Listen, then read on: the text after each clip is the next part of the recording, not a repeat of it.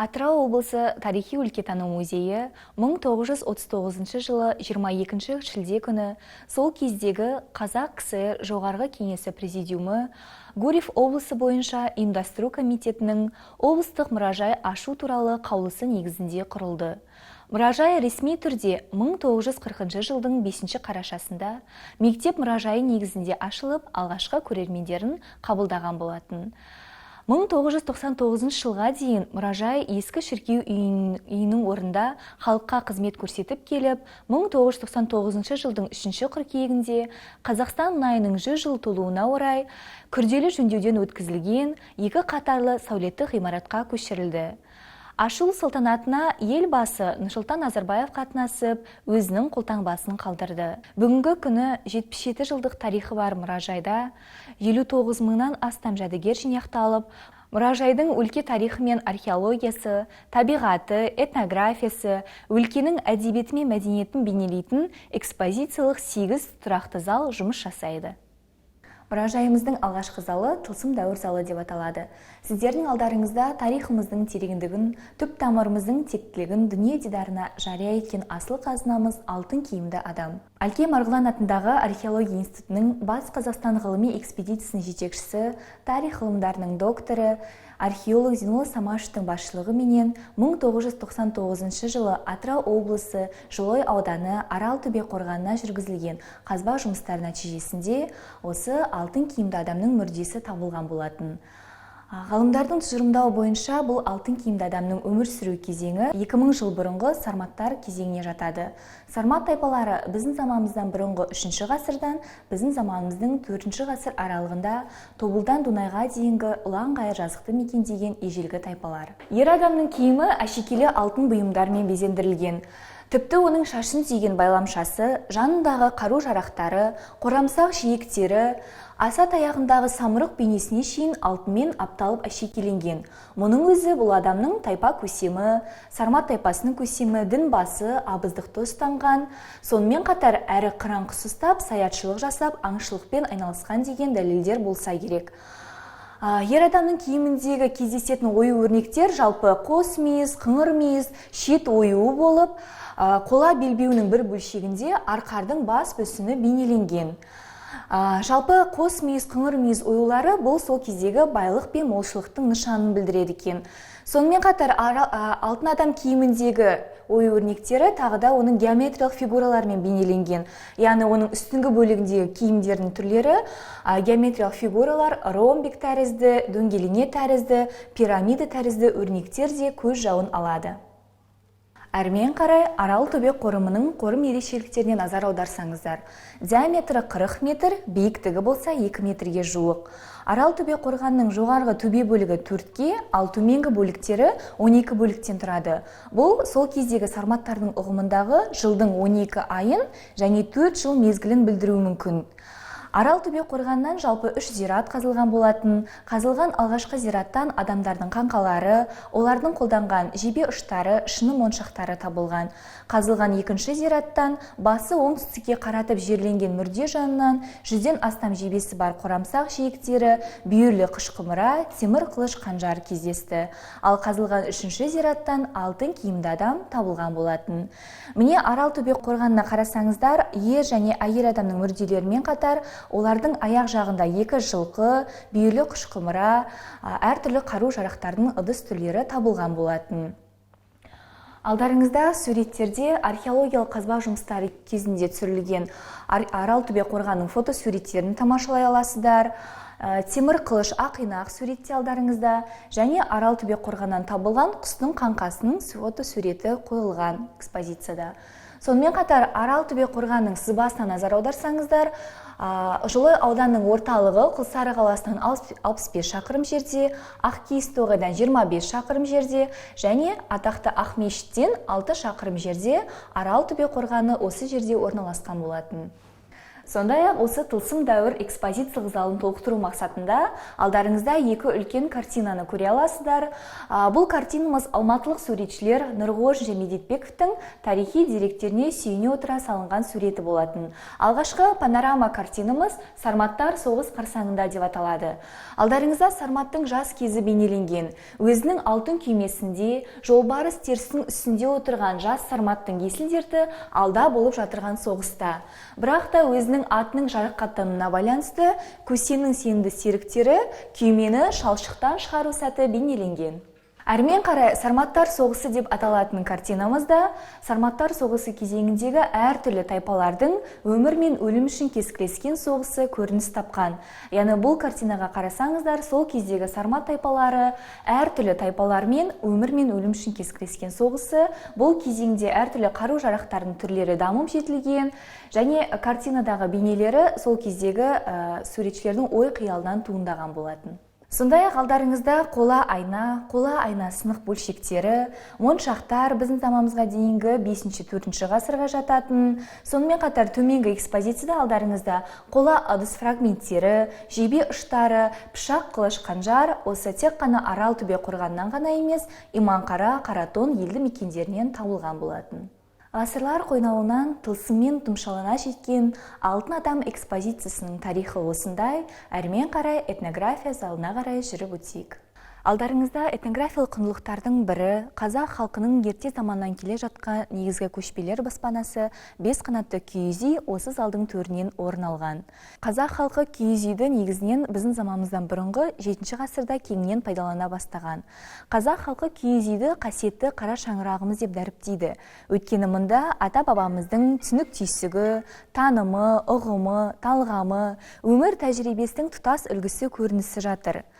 Киіз үйдің негізгі 3 бөліктен құралады. Бірінші, ол киіз үйдің сүйектері шаңырақ, уық, кереге, сықырлауық.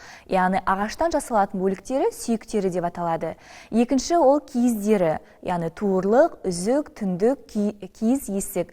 Және үшінші бөлшектері ол киіз үйдің баулары мен басқұрлары, арқандары және шашақ баулары деп 3-ке жіктеледі екен. Киіз үйдің негізгі қаңқасын кереге құрайды. Кереген кең болсын деген тілек осыдан шыққан екен. Шаңырақ киіз үйдің еңсесін құрап көтеріп тұратын күмбезі. Ал уық дегеніміз ол кереге басы мен осы шаңырақты ұстастырып тұратын ағашы, яғни уық деп аталады. Және төртінші бір бөлшегі ол есік деп аталады. Жалпы киіз үйдің 2 есігі болады. Бірі, яғни ішкісі ағаштан жасалатын, сырлы ағаштан ою-өрнектермен әсемделіп, 2 жақтаудан тұратын есікті қазақ халқы сықырлауық деп атайды екен. Ал екіншісі ол киіз есік деп аталады. Яғни міне қарасаңыздар, киіз есік ашық күндері осы киіз үйдің жоғарына маңдайшасына дейін шиыршақталып, жинақталып тұрады екен. Міне осыдан киіз үйдің үстін маңдайша, астын табалдырық босаға деп атайды екен. Жалпы қазақ халқында табалдырықты баспа, босағаны керме деген ырымдар әдептілікке шақырады. Және жүгіріп келе жатқан бала осы табалдырықтан сүрініп құласа, оны жақсылыққа жориды екен. Ал киіз үйдің құрметті орны төр деп аталады. Төрде керегеде кілем, тұз киіз, ұлттық киімдер қойылады екен. Киіз үйдің төрінде төселінетін төсеніштері текемет және сырмақ деп аталады. Және төрден санағанда сол жақ бөлігі бұл әйел адамдардың орны, ал оң жақ бөлігі бұл ер адамдардың жағы деп 2 жаққа бөлінеді екен. Міне қарасаңыздар, киіз үйдің ішінде сол жақ бөлігінде сол кездегі адамдардың жатып тынығу үшін жасалған, сүйектен жасалған ағаш төсектері бар. Және қазіргі кездегі қазақ қыздардың киетін, тұрмысқа шыққанда киетін камзол, көйлегі, сәукелесі орналасқан. Ал оң жақ бөлігінде ер адамдар отыратын жағында керегеде ат әбзелдері, қамшы, яғни сол кездегі ер адамдардың тұрмыс тіршілігіне қажетті заттары керегеде ілінетін болған екен. Ал енді киіз үйдің ішінде алдарыңызда жер үстелде ыдыс-аяқтардың түрлері орын алған. Дәстүрлі қазақ қоғамында ыдыс-аяқтардың түрлері ағаштан және де теріден жасалған екен. Ең алғашқы алдарыңызда қымыз құюға арналған ыдыстар жиынтығы орын алған. Бұлар яғни тегене деп аталады. Сонымен қатар қымызды сапыру, араластыру мақсатында осындай ожауды қолданған екен. Бұлардың барлығы да жаңағы қайың ағаштарынан ойылып, күміспен және де өрнектеліп жасалған болатын. Саптаяқ деп аталады. Қазақ халқының қымыз ішуге арналған ежелгі ыдыстарының бірі. Бұлар саптаяқтар қатты ағаштан жасалады. Мінекей оның ұстайтын тұтқасы бар және де алдарыңызда. Сонымен қатар бұл жерден тағы да бір ыдыстың түрлері енді теріден жасалған үлкен ыдысымыздың бірі бұл саба деп аталады. Саба жалпы жылқының терісінен жасалады. Осы күбіде дайындалған әртүрлі сүт өнімдерінен дайындалған сусындарды кейін осы сабаның ішіне құйып сақтаған екен. Яғни бұл сабаның ішіне 100 литрлі сусында құйылады екен. Сонымен қатар алдарыңызда торсық. Бұл торсықтар жалпы бұғының, өгіздің мойын терісінен жасалады. Сонымен қатар тағы да бір теріден жасалған ыдыс-аяқтардың түрлері. Алдарыңызда кесек қап деп аталатын ыдыстың түрі, яғни бұны қазақ халқы жолға шыққан кезде пайдаланған екен. Қазақ халқы жаз жайлаумен, қыс қыстаумен көшіп қонып жүрген кездері арнайы ыдыстары сынып қалмау үшін кішкентай тостаған кеселерін осы кесек қап деген аталатын ыдыстың ішіне сақтаған екен. Әрмен қарай алдарыңызда көшпенді қазақ халқының Маңғыстау үстіртінен Нарын құмына қарай көшіп бара жатқан сәтін тамашалай аласыздар. Сонымен қатар алдарыңызда 19 ғасырдағы арба. Арба қазақ халқының киіз үй құралдарын көшіп қонып жүрген кезде пайдаланатын және түйеге, жылқыға, өгізге жегілетін құралдың бірі. Мал шаруашылығымен айналысып, үнемі көшіп қонып жүрген малшылар үшін негізгі көлік түйе және жылқы жануар болып табылады. Түйе мінсең көлік, жесең тамақ ретінде, шұбаты шипалы барлық ауруларға ем болған және олардың жүнінен төсек орын киім-кешек тіккен екен. Әрмен қарай алдарыңызда мінекей жылқы мал атауларының ішіндегі ең қайраттысы, адамзатқа шын берілген Алланың нұры шашылған жануар. Қамбар ата тұқымы жылқы ішпеген суды ішпеңіз деген халқымыздың ұлағатты сөзі бар. Жылқы жалпы қазақ халқы жылқыны ерекше қастерлеп, оны ердің қанаты деп атаған. Себебі ол сал-серлеріміздің салтанатты сәнді көлігі, ел қорғаған азаматтарымыздың сенімді серігі болған. Әрмен қарай алдарыңызда Ахалтеке тұқымдас түркмен аты барлық ат абзелдеріменен жабдықталған. Ахалтеке бұл түркмен жылқысының ертеден келе жатқан тұқымы. Арғы тегі Несей жылқысы, шыққан жері Өзбекстанның Ферғана аңғары, Түркменстанның Ахал шыратынан. Барлық ат абзелдеріменен әртүрлі күмістен өрнектеліп жасалған және асыл тастармен безендірілген. Сымбатты, жүйрік, ыстық аудандарға мініске төзімді, қыста бірақ суықты тебінде бағуды көтере алмайды. Ахалтеке тұқымдас жылқылары бұл Жамбыл облысының Луговой, Алматы облысының Дегерес және оңтүстік Қазақстан облысының Ақтас жылқы заводтарында өсіріледі. Экспозицияда алдарыңызда мұражай қорында жинақталған 19 және 20 ғасыр аралығына жататын жез ыдыстардың түрлері. Мінекей алдарыңызда сүт құйғыш, шәйнек және самаурынның түрлері. Сондай-ақ әрмен қарай алдарыңызда самаурын 40 литр сусын құйылатын үлкен кең көлемді самаурындарды тамашалай аласыздар. Әрмен қарай алдарыңызда сүт құйғыш, секер салғыш, шәй ішетін тостағандары және шәйнек пенен сүйектен өрнектеліп жасалған секер шаққыш. Алдарыңызда самаурын 1899 жылы Тула зауытында жасалған болатын ағайынды шмариндермен. 1912 жылы бұл самаурынды Маштақовтар отбасы сатып алып, 1980 жылға дейін қолданған екен. Біздің мұражай қорына 2000 жылы әкеліп тапсырған болатын. Келесі алдарыңызда орта самаурындардың түрлері, шәйнек, тостаған, орташа самаурын және осындай үлкен самаурындардың түрлері алдарыңызда. Мұражай қорында жинақталған дәстүрлі өнер коллекцияларының бірі зергерлік әшекей бұйымдар. Қазақтың зергерлік өнерінде көбінесе күміс қолданған. Күмістің адам ағзасына пайдасы бар екен ежелден білген халқымыз күміс ыдыстан тамақ ішіп, күміс әшекейлер тағынған. Жаңа туған нәрестені күміс теңге салынған суда шомылдырып келе жатқаны да металл қасиетінің көрінісі. Яғни күміс бұл алтыннан да қатты металл болған.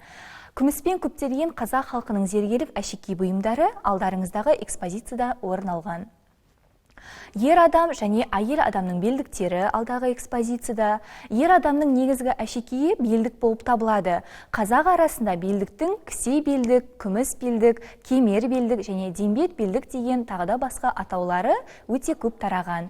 Сондай-ақ экспозицияда әйел адамдардың, яғни киімдеріне тағатын әшекейлері өте мол болған. Олардың қатарына қапсырма, тана, түйме кіреді. Осы тұрған алдарыңызда әйел адамдардың түймелері, яғни киім кешегіне тағылатын үлкенді кішілі түймелер, олардың да өзіндік атаулары болған. Торсылдақ түймелер, бөпіке түймелер деген түрлері болған екен. Сондай-ақ әрмен қарай экспозицияда алдарыңызда қапсырмалар. Әйел адамдардың бұл сыртқы киімдеріне, яғни камзол, кеудеше, осы сыртқы киімдерінің екі жақ өңірін қаусырып тұратын асыл тасты күміс әшекейлері. Жалпы қазақ қыздары шаштарын ұзын етіп өсіріп, ұштарына шолпы немесе шашбау таққан екен. Міне солардың бірі, ол алдарыңызда тұрған шолпыны айта аламыз. Шолпы бұл қазақ әйелдерінің шашқа тағатын сәнді әрі күрделерінің бірі болып келеді. Яғни осы шолпының салмағының әсерінен шаш ұзын болып өседі деп таққан екен. Сонымен қатар осы экспозицияда үк аяқ орналасқан. Әйел адамдардың кеудеге тағатын әшекейі үк аяқ, оның пішіні үкі тәріздес және оның салпыншағында құлақ тазалағышы мен тіс тазалағышы орналасқан. Алдарыңызда экспозицияда қазақ қыздарының, яғни білезіктері, қос білезіктері орналған, екі қолға да қатар тағылатын қос білезіктің түрлері. Бұл білезіктерді қыз келіншектер, орта жастағы әйел адамдары және үлкен әжелеріміз де таққан екен. Білезікті таққанына орай әйелдің жасын, қоғамдағы орнын, әлеуметтік мәртебесін анықтау мүмкін болған. Және тұрмысқа шыққаннан кейін жас әйел егер қыз болғанын қаласа, жұқа селдір білезік, ұл туғанын қаласа, жұмыр білезіктер таққан екен. Ал жоғарғы экспозицияда алдарыңызда бойтұмарлар. Бойтұмардың түрлері орын алған. Тұмар іші қуыс болып келген. Жалпы ата-бабаларымыздың сенімі бойынша осы тіл көзден, пәле жаладан сақтау мақсатында Құран сөздерін қағазға жазып, осы қуысына салып қоятын болған екен. Қазақ әйелдерінің өңірге таққан әшекейлері әртүрлі болған. Солардың бірі өңір жиектер деп аталады. 3 немесе 5 таспадан құралады. Ата-бабаларымыздың сенімі бойынша бұл өңір жиектер де әйел адамның кеудесін және оның құрсағын пәле жаладан сақтайды деп сенген екен. Сонымен қатар төменгі экспозицияда алдарыңызда тұрған үлкен сый құрметтің белгісі ретінде апа-әжелеріміз осындай құдағи жүзіктерді таққан екен. Бұл жүзіктің ерекшелігі екі саусаққа қатар киілетін екі шеңберден тұрады. Яғни екі жүзіктің біріктірілуі бұл жаңадан отау тіккен екі жастың осы жүзікте қатар баянды өмір сүрулерін тілеген екен.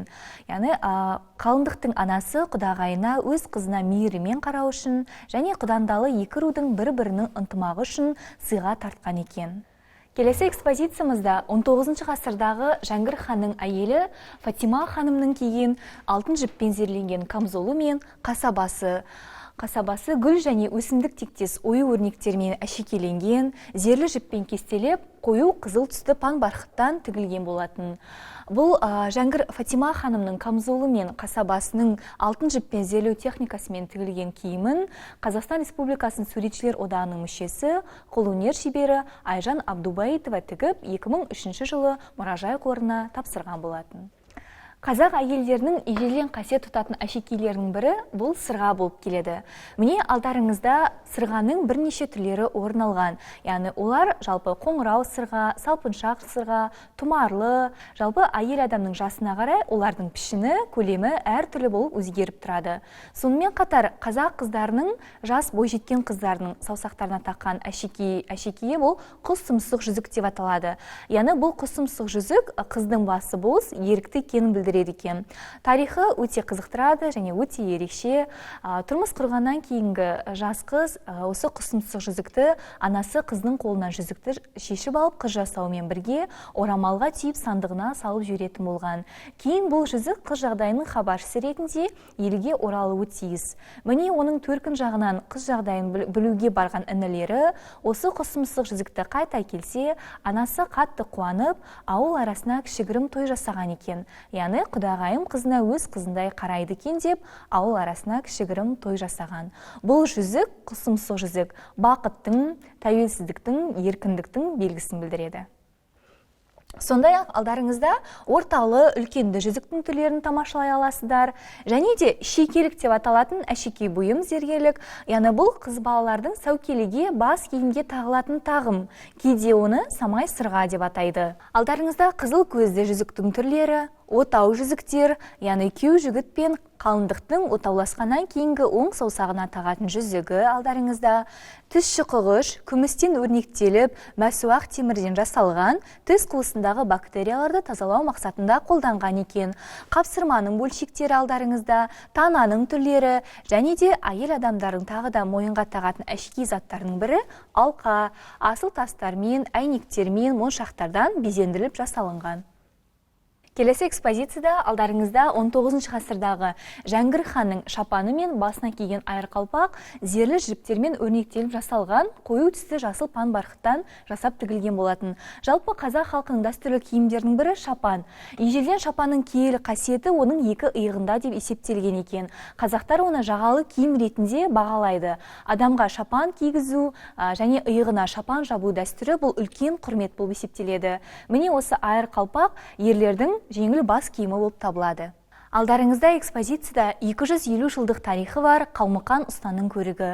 Қалмұқан ұстан деген кісі 1881 жылы Нарын өңіріне белгілі Тасқыран ауылының Шәлік деген жерінде дүниеге келген, 1950 жылы дүниеден өткен болатын. Өзінің ұста әрі зергер, әрі ағаштан түйін түйген шебері 7 атасынан тараған болатын. Яны көрік дегеніміз бұл зергерлік әшекей бұйымдарды жасау үшін күмісті балқытып белгілі бір қалыпқа келтіретін құралдың бірі.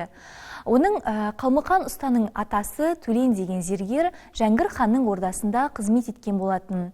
Сол атасының қолынан шыққан ат әбзелдері кезінде Ресейдің патшасы 1 Николайға сыйға тарту еткен екен. Ол қазіргі кезде Санкт-Петербургтағы Эрмитажда сақтаулы тұр деген болжамдар бар.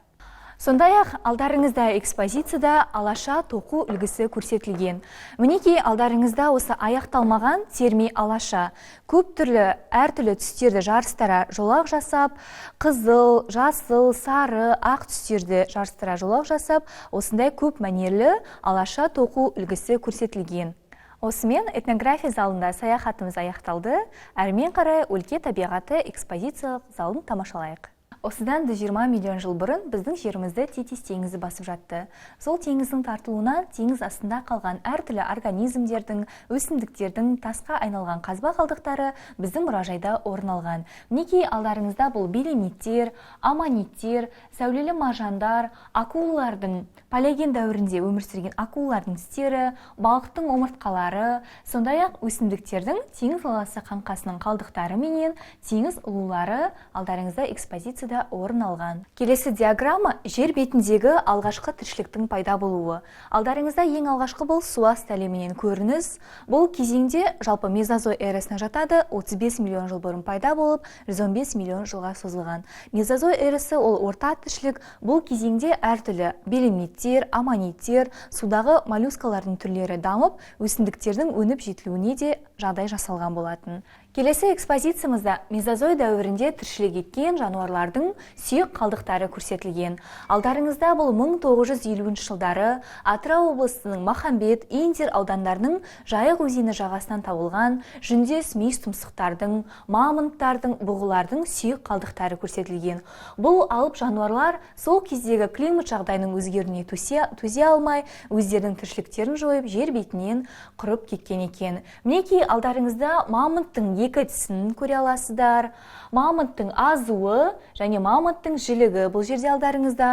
Сондай-ақ ертедегі бұғының бас сүйегі мен мүйізі, ертедегі бұқаның бас сүйегі, жамбас сүйектері, қабырға сүйектері, ортаңғы, алдыңғы жіліктері бұл жерде экспозициядан орын алған. Келесі залымыз өлке табиғаты экспозициялық залы деп аталады. Ең алдымен өлкеміздің табиғатына тоқталар болсақ, Атырау облысы Қазақстан Республикасының батыс бөлігін ала, Каспий теңізінің солтүстік шығыс жағалауы мен Жайықтың сағалық бойын қамтиды. Жерінің орналасуына қарай Атырау облысы батысында Ресейдің Астрахан облысы мен солтүстігінде және солтүстік шығысында Ақтөбе және оңтүстік шығысында Маңғыстау облыстарына ұласады. Облыс климаты қуаң континентті, жазы ыстық және қысы суық болып келеді. Алғашқы экскурсиямызды алдарыңыздағы Атырау өлкесінің және Маңғыстауда кездесетін шөл-шөлейтті далалық жерлерде жүретін аң құстардың түрлері алдарыңызда. Ең алдымен алдарыңызда тұрған бұл қара құйрық жануары қуыс мүйіздер тұқымдасына жататын аша тұяқты аңдардың бірі. Яғни сымбатты, кербезді, ұзын аяқты, орта денелі киіктің бір түрі болып келеді бұл қара құйрықтар. Және де алдарыңызда жыртшы құстары, су бүркіті алдарыңызда, жабайы дала мысықтары Жайық және Жем өзендерінің төменгі арналарында, Каспий теңізінің шығыс жағалауларында кездеседі. Яғни сыртқы келбеті негізінен үй мысықтарына ұқсағанмен, олар бірақ далада, орманды жерлерде кездесетін мысықтың түрлері. Сонымен қатар алдарыңызда көк қарға бар, қасқыр, жабайы дала орманды жерлерде кездесетін, және де ор қоян, яғни кәдімгі жылы көктемгі мезгілде мекендейтін дала қояндары бұл алдарыңызда. Сонымен қатар жыртқыш дала құстары, қара құс пенен қаршыға алдарыңызда көрсетілген. Әрмен қарай экспозициядан қос мекендер мен бауырме жорғалаушылардың түрлерін көре аласыздар. Алдарыңызда қос тісті жарғанаттар, дала жыланы және фотосуреттерде алдарыңызда сары құрсақ абжылан, кәдімгі жыланның түрлері. Жалпы облысымызда қос мекендер мен бауырме жорғалаушылардың 18-ден астам түрі кездеседі. Сонымен қатар батпақ тасбақасы, Орта Азия тасбақасы Маңғыстау үстірттерінде кездесетін, ал төменде дала жыланы, бұзаубас және дернәсілі, су жыланы және құрбақа, сонымен қатар сары шаян, бұзаубас, бүйі. Келесі экспозициямыз өсімдіктер әлеміне арналады. Жалпы өсімдік бұл табиғаттың ажырамас бір бөлігі. Алдарыңызда экспозициядан жер бетіндегі әртүрлі өсімдіктердің, олардың ішінде пайдалы қасиетті бар өсімдіктердің түрлері менен таныса аласыздар. Соның бірі бұл алдарыңызда айтып өтетін құмаршық. Атыраудың Нарын, Бозашы құмдарында және Тайсойғанда бітік өседі. Жалпы бұл құмаршық 1921-23 жылдары және 1930 жылдар кезінде және соғыс жылдарында осы халықты аман-есен сақтап қалған өсімдіктің бірі. Осы жабайы құм бір жылдық шөптесін қасиетті өсімдік болып келеді құмаршық. Халықтық емде дене қызуын қайтарушы ретінде қолданады және дәнін ұн жармаға айналдырып асқа пайдаланған болатын. Әрмен қарай келесі экспозициямыз Жайық өзені және басты байлығымыздың бірі балықтар әлеміне арналады. Алдарыңызда шоқыратты балықтарымыздың түрлері көрсетілген, және де бекіре тұқымдас балықтары, және де пілмай, бекіре балықтарымыз. Бұлар жалпы Жайық өзенінде 55-тен астам түрлі балықтардың түрлері кездеседі. Тек қана Жайық өзенінде ғана емес, Азов, Қара, Арал теңіздерінде де кездеседі. Келесі экспозицияда алдарыңызда жайын, қаракөз, көксерке балықтарымыздың түрлері, кішкентай шабақтарының түрлері орын алған, көксерке, балпан, сазан және де шортан атты балықтарымыздың түрлері экспозицияда.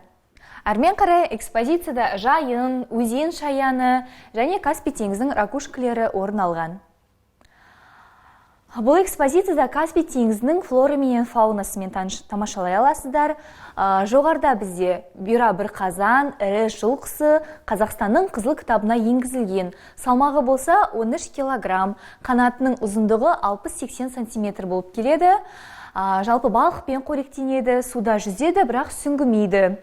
Сонымен қатар алдарыңызда осы Каспий теңізінің орманды жерлерінде кездесетін жабайы шошқа, жабайы қабан, жанат тәрізді ит сүтқоректілердің бірі болып келеді. Құтаның 3 түрі кездеседі осы Каспийдің шығыс жағалауында.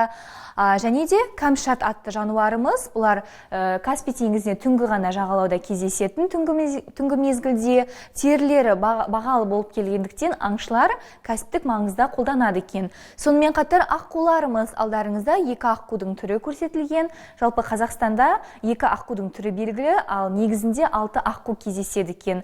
Осы Қазақстанда сұңқылдақ және сыбырлауық деген аққудың түрі бар. Сұрқаз және үйректеріміз орналасқан бұл экспозицияда. Келесі экспозицияда алдарыңызда Каспий итбалықтары. Итбалықтардың негізгі мекені солтүстік мұзды мұхит және теңіз жағалаулары, яғни олар аралдарда дамиды. Жалпы олардың салмақтары 50-60 килограмм, кейде 90 килограммға дейін жетеді екен. Ал жас күшігінің салмағы жаңа туған 4 килограмм болып келеді. Және оларды ақырпек деп атайды екен. итбалықтардың ересектерінің түсі сұрғылт қоңыр дақты болып келеді. Яғни олардың бас итке, дене тұрқы балыққа ұқсайтындықтан итбалық деп аталу себебі осында. Аяқ орнына қанат біткен. Адамдар жақындап қасына барса, олар ырылдап тістерін ақсита бастайды. Міне сол себепті яғни итбалық деп атайды екен. 45-50 жыл өмір сүреді олар, және итбалықтардың еті, майы, терісі өте құнды, бағалы болып келеді. Май медицинада бірқатар ауруларға да қолданады екен. Және олардың майында осы антирахиттық д дәрумені кездеседі. Малға бірден берсе, мал оңалып кетеді екен. Әрмен қарай экспозицияда өлкеміздің су, өзен, көл жағалауында кездесетін құстардың түрлерімен таныса аласыздар. Яғни бұл алдарыңызда өзен қарқылдағы, оқпан, қасқалдақ және бақылдақ атты құстарымыздың түрлері және олардың ұялары көрсетілген. Ал келесі экспозицияда Қазақстанның қызыл кітабына енгізілген, саны сирек кездесетін, жылдан жылға азайып бара жатқан құстарымызды ерекше қорғауды қажет ететін бұл ақбас үйрек, безгелдек, бұл жерде қарабай, қызыл жемсаулы қара шақас, және де бұйра бірқазан, қызғылт қоқиқаз, аққу алдарыңызда көрсетілген. Және де соңғы экспозициямыз құстардың жұмыртқа салып балапан шығаратын орны құс ұясы. Яғни құстардың ұя салу, оны қай жерге қалай салу, олардың эволюциялық даму сатысында тұқым қуу қасиетіне айналған. Міне бұл экспозицияда алдарыңызда кәдімгі қырқылтайдың ұясы, кәдімгі қара торғай, құлақты боз торғай және де сауысқанның ұясы бар. Кішкентай тоқылдақтың ұяларын көріп тамашалай аласыздар. Осымен өлке табиғаты экспозициялық залында саяхатымыз аяқталды. Әрмен қарай археология залына қарай барайық. Археология экспозициялық залында Атырау тарихында алар орны ерекше, Алтын Орданың басты қалаларының бірі болған Сарайшық қалашығы туралы және осы Сарайшық қалашығының орнынан табылған қыш ыдыстар, әшекей бұйымдар, мыс теңгелер туралы тарихтан сыр шертетін жәдігерлер орын алған. Хорезмнан Сарайшыққа дейін қазіргі Қарақалпақстанның территориясында 5 керуен сарайдың орны белгілі болса, Маңғыстау облысы территориясында 3, ал біздің Атырау облысы территориясында 2 керуен сарайдың орны белгілі. Оның бірі Жылой ауданындағы қоныста орналасқан Ұшқан қорымы болса, екіншісі Мақат өзенінің Сағыз өзені бойында орналасқан Таскешу керуен сарайы. Және де ортағасырлық Сарайшық қалашығы картада көрсетілген. Сарайшық қалашығы Атырау қаламыздың солтүстігінен 50 км қашықтықта орналасқан, Жайық өзенінің оң жақ жағалауында орналасқан, Алтын Орданың Ұлы Жібек жолының бойында орналасқан маңызды діни, саяси, экономикалық орталық болған. Сарайшықта сәулетті зәулім ғимараттары, медреселері, кең көшелері болған. Оларды атақты сәулет өнер шеберлерінен шыққан дарынды шеберлер тұрғызған. Тарихшылар мен тіл білімдерінің айтуынша, Сарайшықтың әуелгі атауы Сарай Джук болған екен. Джук яғни моңғолша кішкентай, шағын деген ұғымды білдіреді. Яғни ол кезде Алтын Орданы үлкен сарай, ал Сарайшықты кіші сарай деп атаған екен. Академик Әлкей Марғұлан негізгі Сарайшықтың өмір сүру кезеңін шартты түрде 3-ке бөлген екен. Бірінші, 10-шы, 11-ші ғасырларда Сарайшық қаласының қаланы бой көтеруі. Екінші, 13-ші, 14-ші ғасырлардағы Қазақстанды моңғолдар және Қытаймен жалғастырған үлкен гүлдену дәуірі болып келеді. Және 3-ші, 15-ші, 16-ші ғасырлары ол Ноғай ордасының орталығы казактар шабуылынан күйреп қирауы деп 3 дәуірге жіктеген екен. Бұл археология залында алдарыңыздан осы орта ғасырлы Сарайшық қалашығы орнынан табылған әртүрлі ыдыстардың түрлері менен құмыралардың, әшекей бұйымдардың түрлері менен таныса аласыздар. Экспозицияда құрылыстың сыртқы келбетін әшекейлейтін терракот плиталарды тамашалай аласыздар. Бұл терракот плиталар аталған 10-ші ғасырда табылғанымен өзінің сыртқы келбетін жоймаған, жақсы сақталған екен. Сондай-ақ осы экспозициядан қыш кесе, қыш ыдыс қақпағы, қыш тостағандар, жалпы Сарайшықтың керамикалық ыдыстары 3 түрлі саз балшықтан жасалған екен. Яғни кашиндік балшықтан жасалған сырлы, сырсыз ыдыс түрлері бар, қара жылтырақ ыдыстар. Яғни бұл құмыралардың сынық бөлшектері табылған бұл жерде. Сырлы ыдыстардың түбі және сфероконус деп аталатын бұл бұйымның ішінде сол кездегі химиялық және ароматизаторлық хош иісті сұйықтықтарды сақтаған сфероконус деп аталатын бұйым алдарыңызда. Жарылғыш заттар бұл жерде орналасқан, сәулеттік элементтер жиынтығының бөлшектері экспозицияда орналасқан және 1996-2000 жылдар аралығында осы орта ғасырлық Сарайшық қалашығына археологиялық қазба жұмыстары кезінде көптеген заттармен бірге табылған, сүйектен жасалған жебе ысқырығы, сүйектен жасалған бұйымдар және жебе ұштары да орналасқан осы жерде. Сонымен қатар қола айналары, қола қалыптары бұл жерде, моншақтар, сәндік әшекей бұйымдар, жалпы сарайшықта неше түрлі қысшы құмырашылар, ұсталар, зергелер, қолөнершілер қалашығы болған, сауда-саттық өте жақсы дамыған. Және де алдарыңызда күміс теңгелер 14 ғасырдағы күміс және мыс теңгенің түрлері. Жалпы осы сарайшықтан бір ғана қазба жұмыстары кезінде сарайшықтың монеталары жүздеп табылған болатын. Құрылыс кірпіші плинфа алдарыңызда. Бұл құрылыс кірпіші плинфа сол кездегі иттің немесе қасқыр аңның ізімен басылған екен, кірпіш тасы яғни. Осы кірпіш тастардан үй немесе ғимарат салынса, бақыт әкеледі деп сенген екен. Музейдің аса құнды жәдігерлерінің бірі алдарыңызда тұрған үлкен қыш құмыра. 1909 жылы сарайшықтан тереңдігі 3 метр жерден табылған болатын. Бұл құмыраның ерекшелігі 11 ғасырда өмір сүрген Жүсіп Баласағұн ақынымыздың Құтты бөлік поэмасынан дидактикалық поэмасынан алынған өлең үзінді жолдары жазылған болатын. Құмыраның бүтін жерінде кісі көркі жүз, бұл жүз көркі көз, бұл ауыз көркі тіл, бұл тіл көркі сөз делінсе, жоғарғы сынық жерінде тағы кісіге көрік, білім менен өнер, біліктікке әркім жанын пида етуі тиіс деген өлең жолдары жазылған екен. Және құмыраның бүйірінде бұл құмыра ішіне көз жасын құяр болар деген сөзді сол кездегі құмырадағы жазуды жазған адам өз дәуірінің болмысын бейнелеп жазған шығар деп ғалымдар болжамдаған екен. Жалпы бұл құмыраның биіктігі 80 сантиметр, қашан, қай уақытта жазғаны негізі беймәлім болып келеді. Археология залымызда көптеген құмыралардың түрлерін көріп тамашалай аласыздар. Мінекей алдарыңызда құмыра, яғни орташа, үлкенді құмыралардың түрлері орын алған. Сонымен қатар мөлдір жасы сыр жағылған ыдыстар бұл жерде. Екі ұстайтын құлақшысы бар құмыралардың түрлері және осы құмыралардың сынық бөлшектері, сонымен қатар қалыпқа келтірілген тостағандардың да үлкен тостағандардың түрлері мұражайда орын алған. Сарайшықтың тұрмыс тіршілігін бейнелейтін халықтық қолөнердің екі бейнесі алдарыңыздан тамашалай аласыздар. Яғни бұл осы су құбыры жанында жұмыс жасап отырған қысшы құмырашы менен ұстаның бейнесі. Келесі алдарыңызда панорамада хандардың сарайшыққа оралуы деп аталатын картинада сол кездегі өмір сүрген хандардың бірі Ұрысхан өзінің нөкерлерімен ұзақ та қиын сапардан елге оралып жатырған сәті бейнеленген. Ал оны қаланың тума туысқандары, ағайындары, дін өкілдері қуанышпен қарсы алып тұрған сәті бейнеленген. Бұл жерде сіздердің алдарыңызда екі шебердің бейнесі, хандардың сарайшыққа оралу атты картинасы, сонымен қатар келесі экспозициямызда алдарыңызда орта ғасырлық балауыз мүсіндегі орта ғасырлық аңшының бейнесі. Бұл аңшының картада мекендігін көруге болады. Жалпы келген шекпеннің көк түсі болуы сол кездегі ханның қасындағы маңызды қызметтегі адам екендігін және де ханның осы саясаткерлік аңшылық жұмыстарын атқаратын аңшының бейнесі. Бұл орта ғасырлық аңшының басты қару-жарағы өзінің қанжары болған, белдігіне таққан қылышы және де садағы болған екен.